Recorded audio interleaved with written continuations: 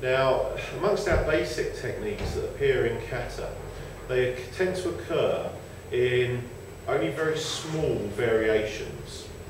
One of the most basic techniques that has some interesting variations would be the rising block, age-uke. So we first know that age really means to rise, and then we know that the uke doesn't really mean block, it means to receive. But the common terminology is that people will call it rising block, so we'll continue to say that too. What you look at is that a lot of the time, age-uke is done propelling forwards. Now, if my opponent's starting here with the punch, and we're all set, and this is where we meet, and then he steps backwards, and I start here because I've got to step in to block it, then what you've really got to ask is why bother? Because he's not hit me at all. I didn't need to get in there. I'd have been better off just kicking him on his way in. This then becomes unnecessary. So the context needs to be changed. We can do that as a nice timing drill, nice look at how we make our form, whether we're working the hips and stances right, that can all be tested and use that kind of timing drill. But that's not the application. The application's got to be something that requires me to charge in and forwards. So let's take the kind of common attack that might really happen. For instance, the big right hook. As that big right hook comes in, it's met and pulled, and the opponent's face is turned, and then this fist is shooting out. As I apply the body weight forwards, we're making a strike that matches the line of his jaw entirely. So the shoot through and push like this works exactly right.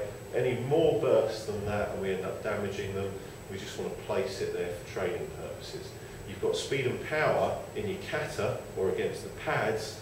You can't be hitting your live opponents with a good smack like that, otherwise they've got to go to hospital. So two hands are useful. First thing is that that's been drawn. It's been met and drawn back. And as it's been drawn back, the body alignment's been changed and this gets to be pushed in.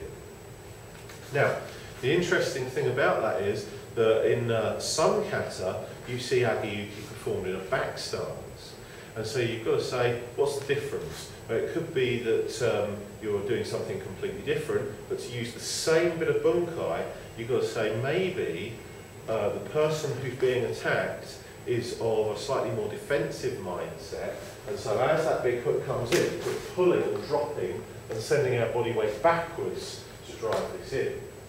Now, the advantage to that is that it exposes slightly different targets.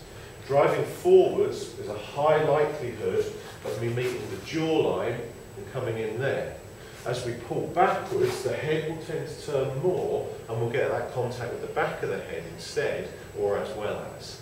So all in all, both of them have their virtues, their merits. Maybe someone who's got a slightly more defensive mindset might want to pull the body weight on, and someone who's a slightly more boisterous mindset might drive straight in. Both of them allow the attacker's body weight to be added to the defensive manoeuvre, the retaliation. It's just a case of which angle you're going to catch them at.